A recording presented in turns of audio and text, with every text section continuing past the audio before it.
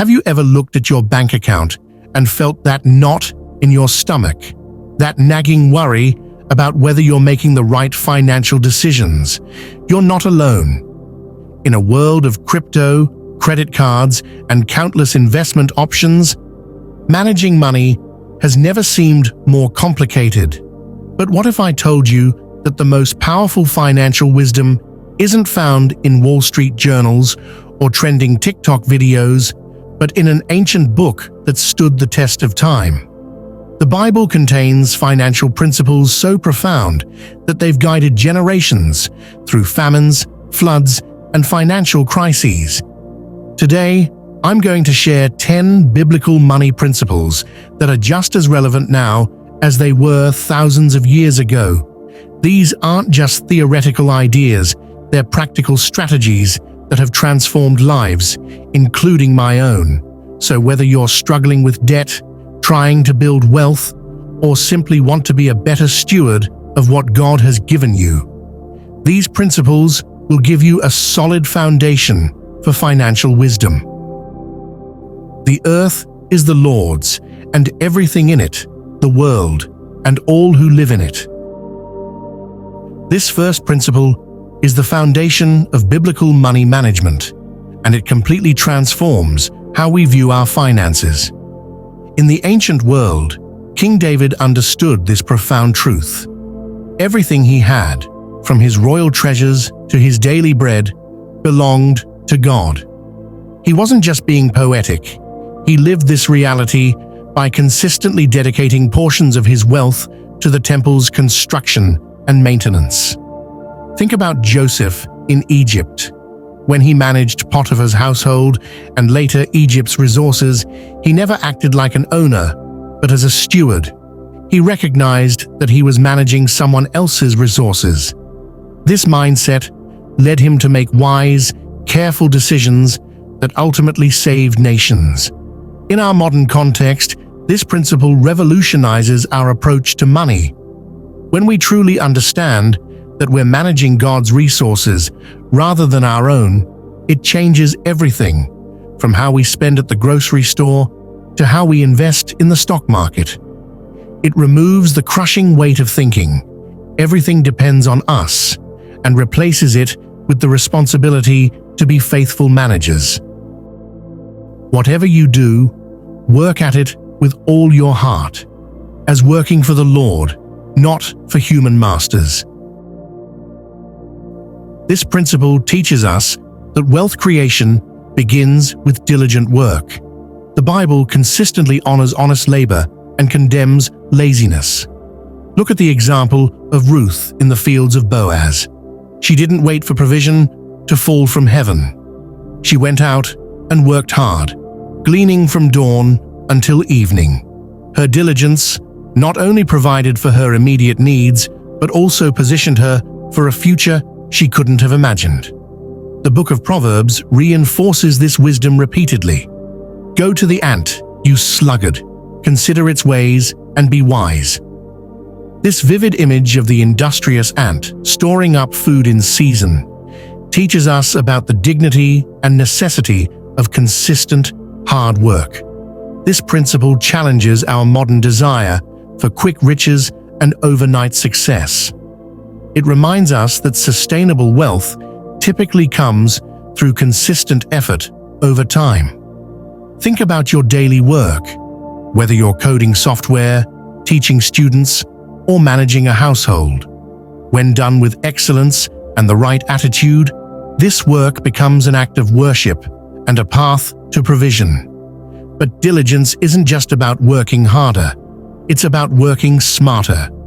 It means developing our skills, seeking opportunities to add value, and maintaining integrity in all our dealings.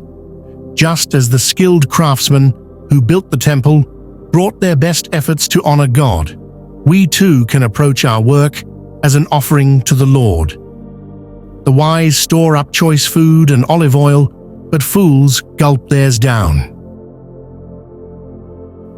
One of the most practical financial principles we find in Scripture is the importance of saving and planning for the future. The classic example is Joseph's management of Egypt during the 7 years of plenty. He didn't consume everything immediately. Instead, he systematically stored up grain for the coming famine. This foresight saved not only Egypt, but surrounding nations as well.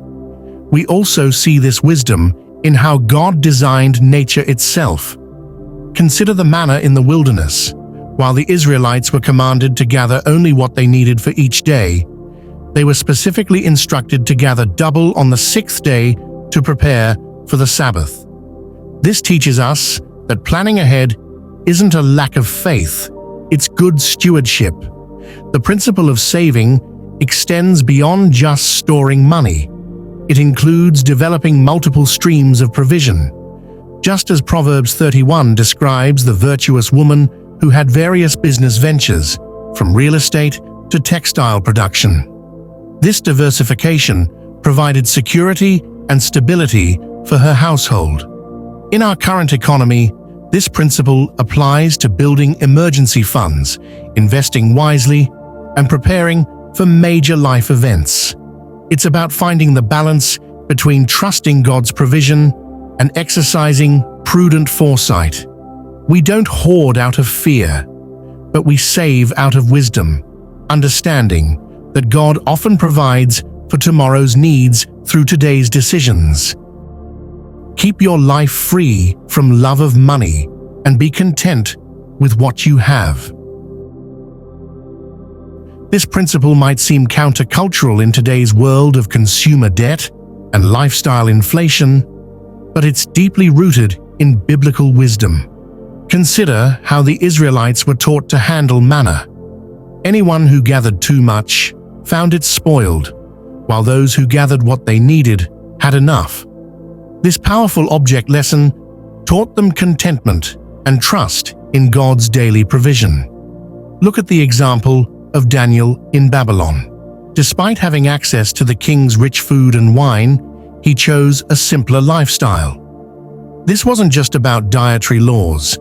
It demonstrated a profound understanding that true prosperity isn't about consuming everything at our disposal. The Apostle Paul exemplified this principle throughout his ministry. Writing to the Philippians, he shared how he had learned to be content in any circumstance, whether living in plenty or in want.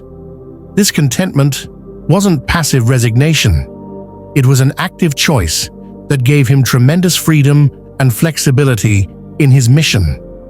This principle warns us against the trap of lifestyle inflation, where increased income automatically leads to increased spending.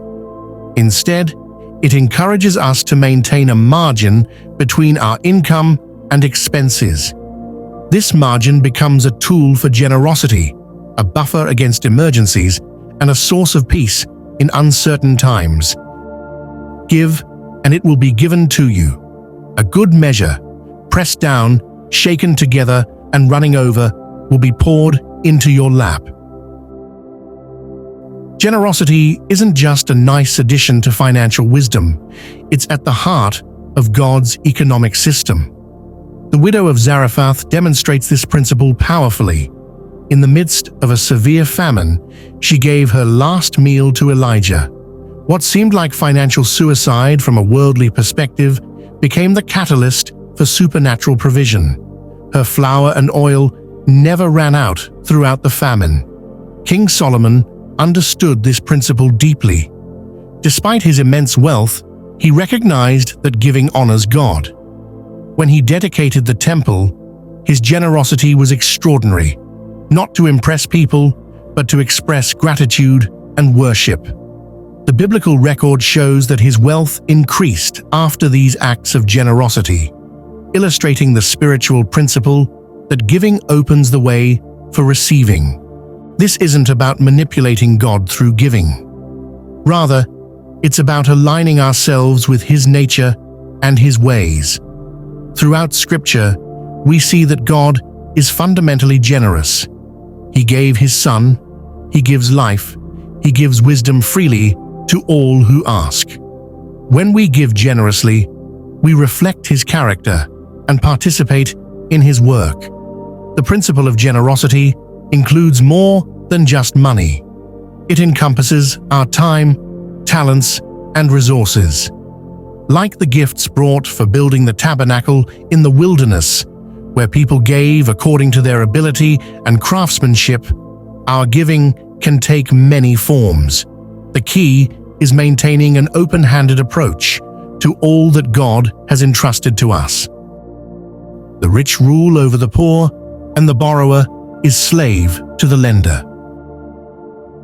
The Bible's warning about debt is remarkably relevant in today's credit-driven society. This principle isn't just financial advice, it's about freedom. The ancient Israelites understood this well.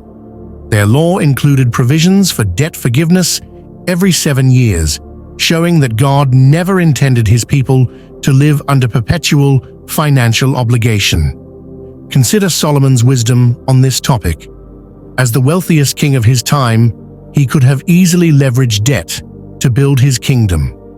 Instead, he emphasized the danger of debt and the wisdom of financial independence. His father David had already learned this lesson. When preparing to build the temple, he gathered resources first, rather than borrowing to begin construction. This principle doesn't necessarily mean all debt is sinful, but it does teach us to be extremely cautious about it. The Bible makes a clear connection between debt and slavery, not physical slavery, but a form of bondage that limits our freedom and options.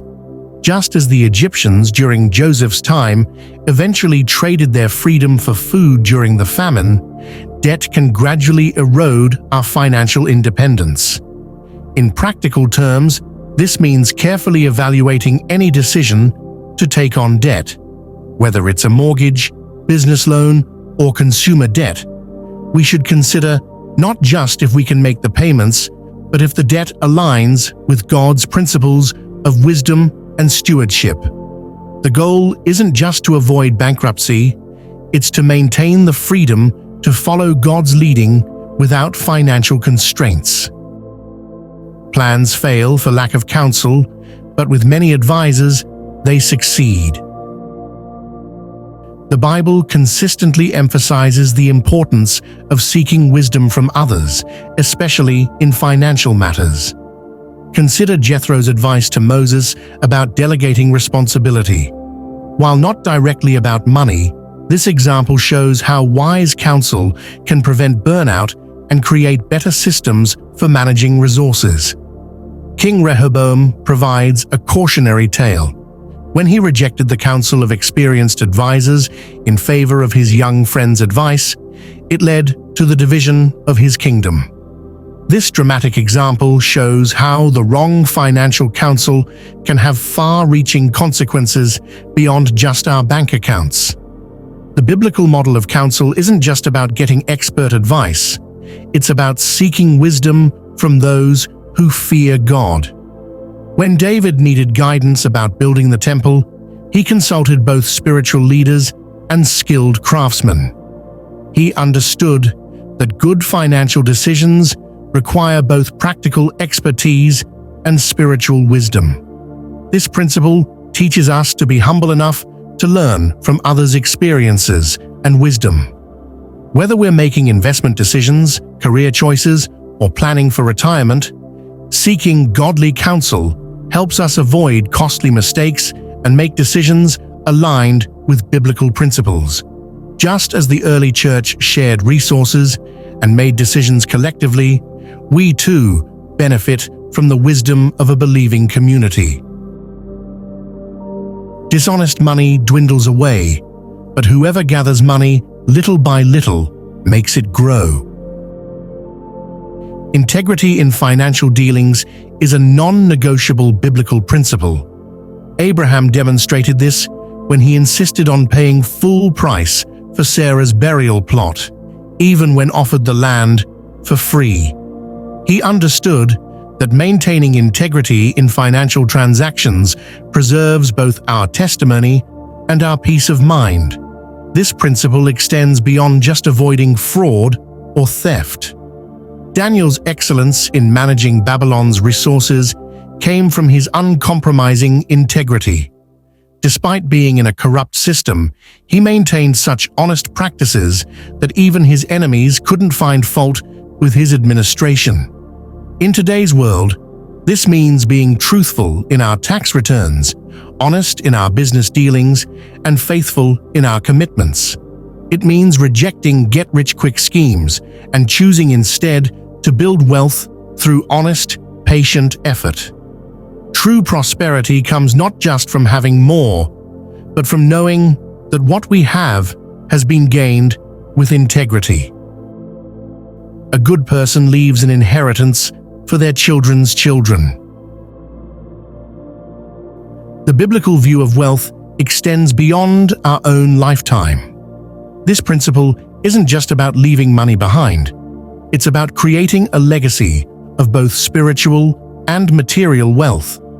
Consider how Abraham established wells throughout the land, creating lasting resources that benefited future generations. His planning went far beyond his immediate needs. The principle of inheritance also appears in God's instructions for dividing the promised land. Each family received an allocation they were meant to steward and pass on. This system ensured economic stability across generations and taught the importance of long-term financial planning. Think of inheritance as planting trees whose shade you'll never sit under. It's about making financial decisions today that will benefit not just our children, but our grandchildren, passing on not just resources, but also wisdom, values, and a pattern of faithful stewardship. But seek first his kingdom and his righteousness, and all these things will be given to you as well. This final principle brings us full circle, reminding us that true financial wisdom begins and ends with trusting God. Jesus taught this through the lilies of the field and the birds of the air, not as an excuse for irresponsibility, but as an antidote to anxiety about money. Consider how God provided manna for the Israelites. It wasn't a lifetime supply all at once, but daily bread that taught them to trust Him continually. The same God who provided then continues to provide today, though often through different means. This principle doesn't negate the other 9. Rather, it infuses them with the right perspective. When we work diligently, save wisely, give generously, and manage carefully, we do so not in self-reliance, but in faithful obedience to our provider. These 10 biblical principles form a comprehensive framework for handling money wisely. They've guided God's people through famines and feasts, through economic booms and busts. While the specific applications may change with time, the principles remain as relevant today as when they were first given. Remember, financial wisdom isn't about accumulating wealth for its own sake. It's about being faithful stewards who can advance God's kingdom and bless others.